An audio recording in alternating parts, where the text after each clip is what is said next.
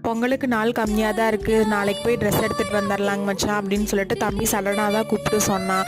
சரி அப்படின்னு சொல்லிட்டு நாங்களும் சடனாக தான் பிளான் பண்ணி போனோம். மார்னிங் நேரமே போயிட்டா தான் ஈவினிங் வரக்கு ஈஸியாக இருக்கும், இல்லைனா டிராஃபிக்கில் சிக்கிடுவோம் அப்படின்னு சொல்லிட்டு பிளான் பண்ணி நேரமே தாங்க போயிருந்தோம். காலைல 7 மணிக்கே வீட்டை விட்டு கிளம்பியாச்சு.